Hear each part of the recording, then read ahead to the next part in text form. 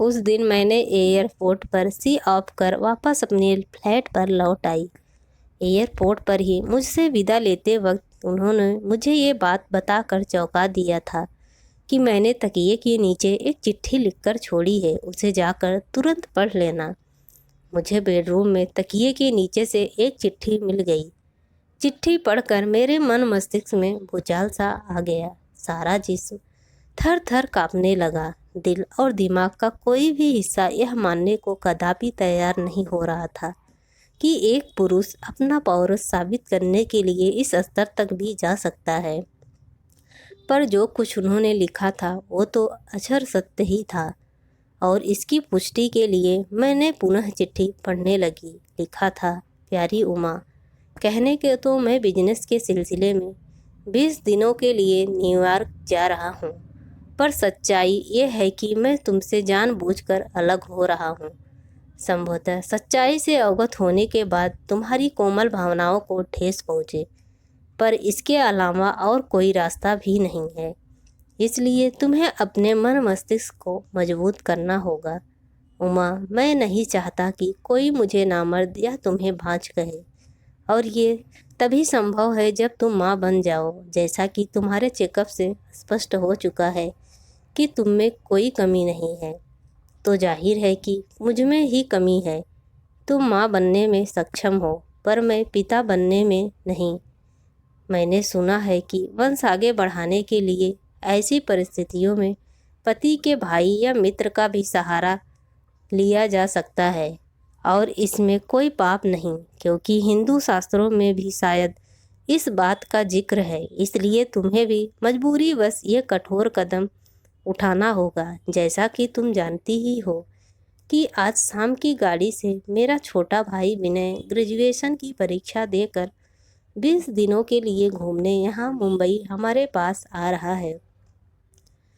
ऐसे में तुम्हें माँ बनने के लिए विनय का ही सहारा लेना होगा। निस्संदेह यह कदम आसान नहीं, पर इसके अलावा कोई और रास्ता भी तो नहीं है। वैसे यदि तुम विनय से गर्भवती हुई भी तो किसी को कोई शक नहीं होगा, क्योंकि अब तक तो हमने लोगों को यही बता रखा है कि हम अभी बच्चा नहीं चाहते।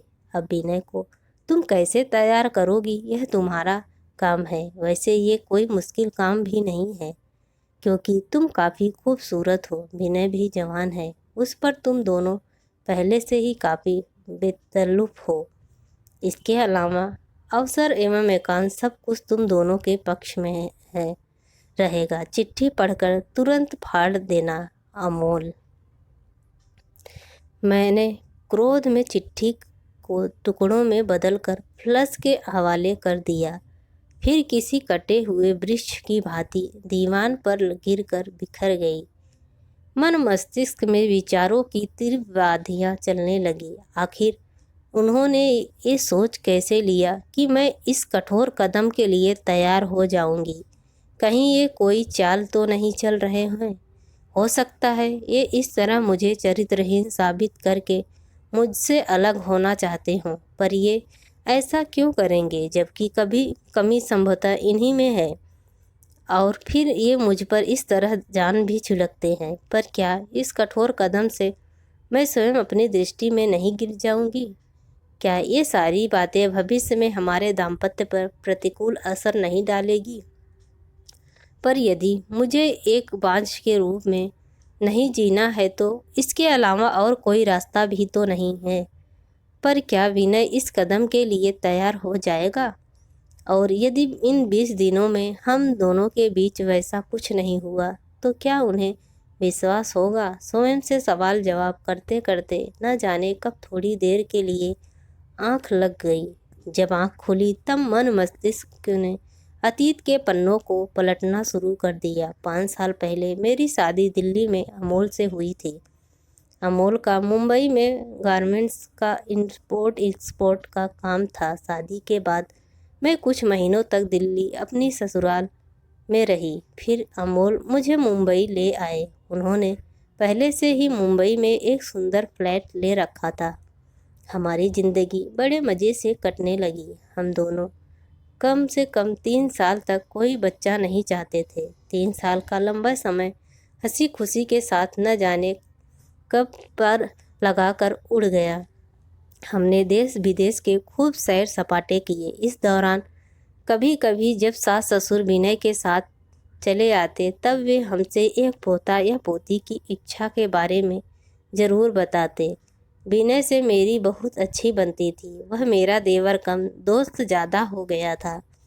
3 साल के बाद हम दोनों को भी एक बच्चे की इच्छा हुई, पर सारी इच्छाओं के बावजूद मैं और 1 साल तक गर्भवती नहीं हुई तो हम दोनों चिंतित हो उठे। हमने आपस में विचार विमर्श किया और डॉक्टर के पास गए। सबसे पहले मेरी जांच हुई। जांच रिपोर्ट आने के बाद भीतर चल रहे अंतर्द्वंद को संतुष्टि मिली कि मुझ में कोई भी कमी नहीं है, अर्थात मैं माँ बनने में सक्षम हूँ।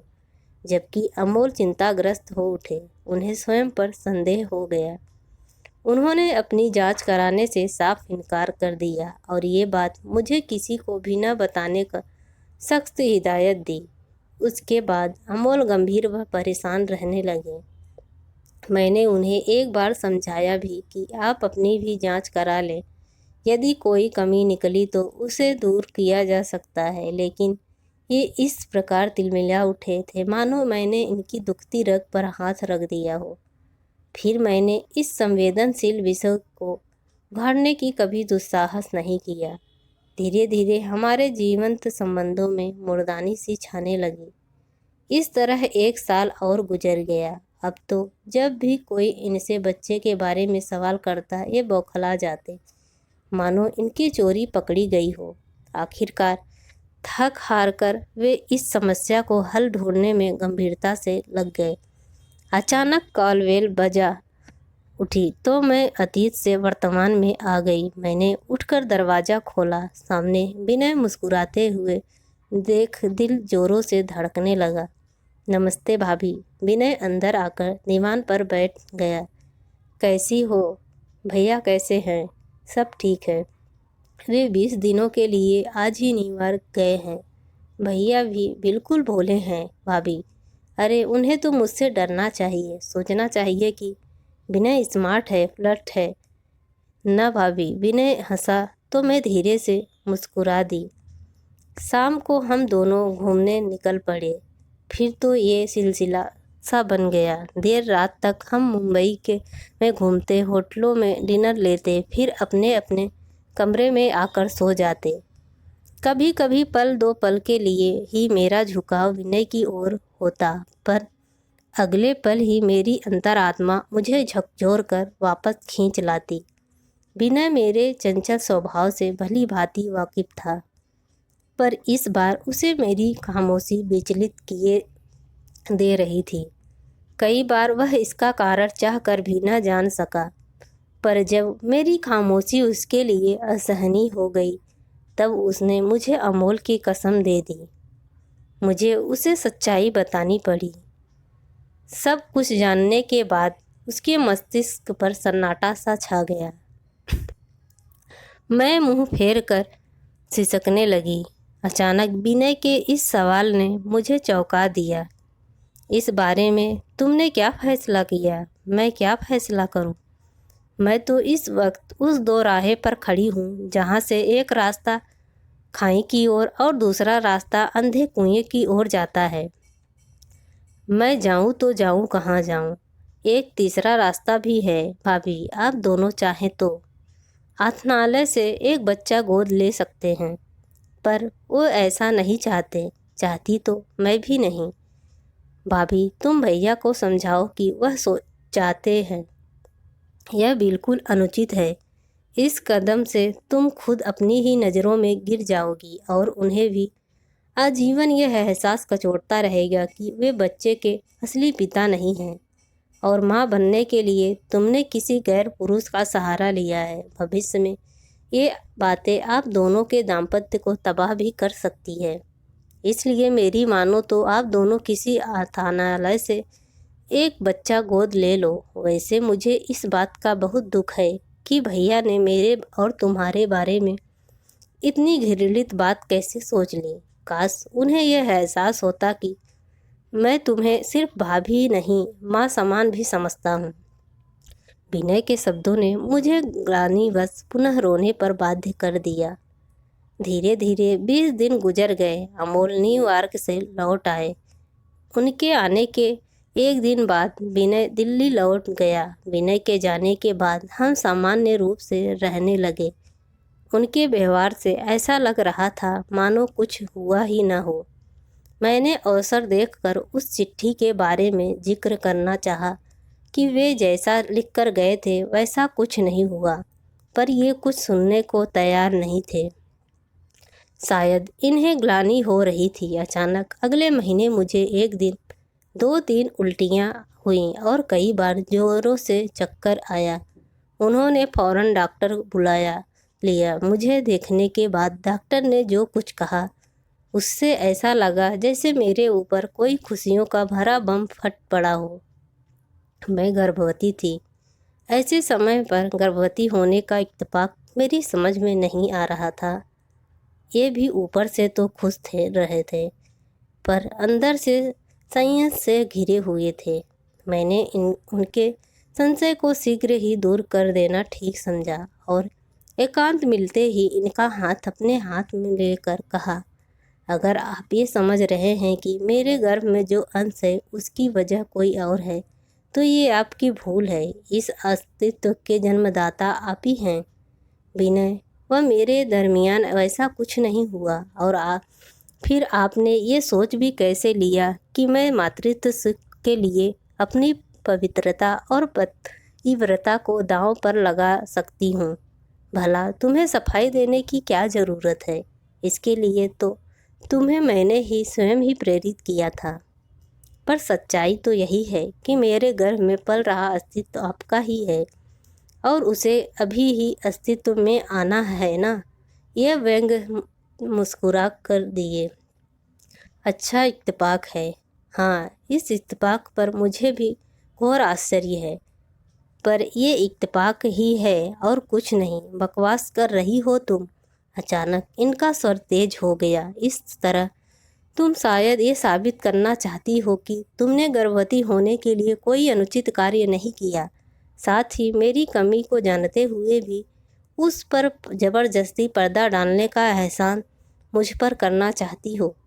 मुझे दुख है कि आपके मन मस्तिष्क में हीन भावना घर कर गई है और ये सब उसी की उपज है। आपके मन में यह हीन भावना घर कर गई है कि आप अधूरे पुरुष हो।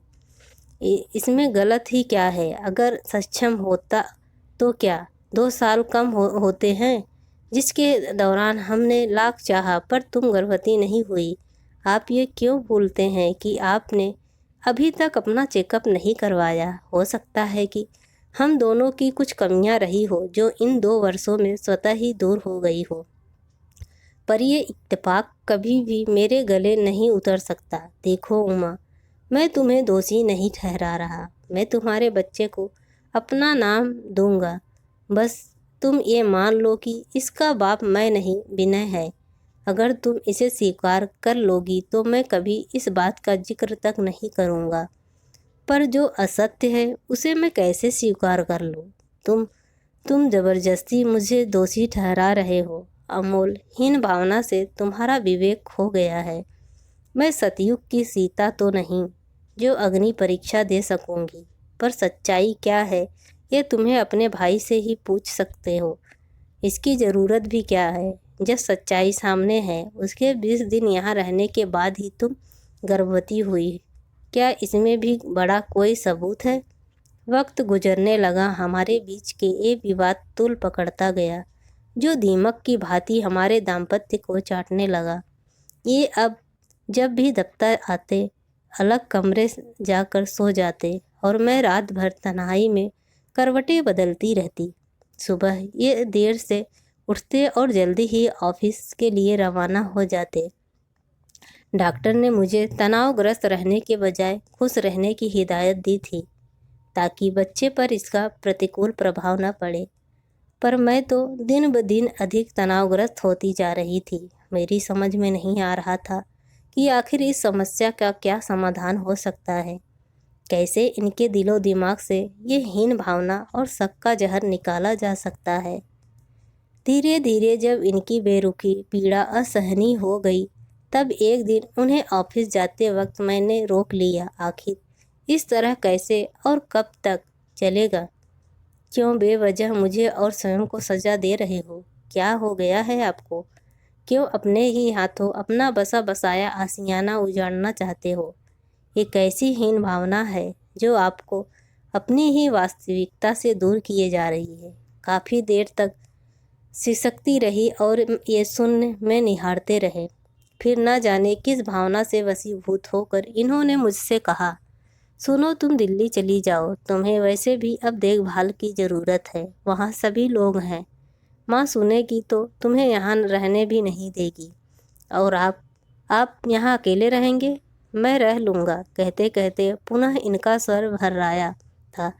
मैंने न चाहते हुए भी दिल्ली आ गई। सास ससुर देवर ननद सभी ने पलकों पर बैठाया था। मैं जैसे सभी की आशाओं का दीप बन बैठी। विनय ने मुझसे एक साथ कई सवाल कर डाले, जिसके जवाब में मुझे सब कुछ बताना पड़ा था। सुनकर उसके कोमल हृदय को गहरी ठेस लगी थी। एक समय तो उसने मुझसे यहाँ तक कह दिया कि मैं भैया को सच्चाई बता कर रहूँगा, पर मैंने उसे मना कर दिया। फिर वो दिन भी आ गया जब मुझे मातृत्व सुख मिला। मेरा हृदय तृप्त हो गया, पर इनकी अनुपस्थिति हृदय के एक कोने में टीस बनकर चुभ रही थी। बच्चा बिल्कुल इन पर गया था। सास का कहना था कि जब ये पैदा हुए थे तब बिल्कुल ऐसे ही दिख रहे थे। इस बात से काफ़ी आश्वस्त थी, मानो यह मेरी पवित्रता का सबसे जीवंत परिचय था। घर के लोगों ने फ़ोन पर इन्हें ये खुशखबरी दी, पर ये बिजनेस का बहाना बनाकर नहीं आए। मैं रो पड़ी। मेरी पीड़ा विनय से देखी नहीं गई, तो वह मुझसे इन्हें साथ लेकर आने का वादा कर मुंबई रवाना हो गया। 2 दिन बाद जब वह आया, तब वह अकेला और बिल्कुल टूटा हुआ प्रतीत हो रहा था। वह मेरे समीप बैठकर रो पड़ा। भाभी, न जाने वह कौन सी मनहूस घड़ी थी जब मैं मुंबई गया था। न मैं मुंबई आपके पास जाता, न भैया आपकी पवित्रता पर संदेह करते। भैया बहुत जिद्दी हैं भाभी, लेकिन मैंने भी उन्हें साफ साफ सब कुछ कह दिया है कि अगर उनमें जरा सी भी गैरत होगी तो वो आएंगे, और ज़रूर आएंगे। 3 दिन बाद ही ये आ गए। इनके आने की खबर से मेरा दिल एक बारी धड़क उठा था। जब ये मेरे कमरे में आए तो इनकी स्थिति देखकर मेरा कलेजा मुंह को आ गया। काफ़ी कमज़ोर हो गए थे और चेहरे से बिल्कुल विचलित लग रहे थे। पालने में सोए बच्चे को काफ़ी देर तक देखते रहे। इनके चेहरे पर कोई रंग आते और चले जाते, फिर इनके चेहरे की उदासी मुस्कान में तब्दील होने लगी और बरबस ही उन्होंने बच्चे को उठाकर सीने से लगा लिया। देखा अमोल बेटे, माँ जी ने पीछे से आते हुए कहा, मेरा पोता हूबहू तुम पर गया है। जब तू छोटा था तब बिल्कुल ऐसा ही था। इन्होंने स्वीकृति में सिर हिलाते हुए चेहरा ऊपर उठाकर पलकें भींच ली। आंसुओं की 2 बूंदें गालों पर छलक पड़ी। मेरे समीप बैठकर ये फपक उठे। उमा, मुझे माफ़ कर दो, मैं भटक गया था, हीन भावना का शिकार हो गया था। मैं पागल हो गया था जो तुम पर संदेह किया। काश मैं पहले ही अपनी जांच करा लेता, पर मेरी हिम्मत ही नहीं हो रही थी। तुम्हारी जांच के बाद मुझे अपने आप पर संदेह हो गया था और ये यकीन भी कि मैं पिता बनने में असमर्थ हूँ। लेकिन परसों मैंने अपनी जांच कराई तो पता चला कि मुझ में कोई कमी नहीं है। डॉक्टर के अनुसार ऐसा कभी कभी हो जाता है कि पति पत्नी की इच्छा के बावजूद सालों साल कोई बच्चा नहीं होता। इसके कई कारण हो सकते हैं और इत्तेफाक भी। मैंने तुम्हें बहुत दुख दिया है उमा, एक बार माफ़ कर दो उमा, अब मैं तुम्हें कोई तकलीफ़ नहीं दूंगा। मेरी गोद में सिर रख कर ये बच्चों की भांति बिलखने लगे। दोस्तों, आप सबको यह स्टोरी कैसी लगी? प्लीज़ कमेंट करके ज़रूर बताएं और मेरे चैनल को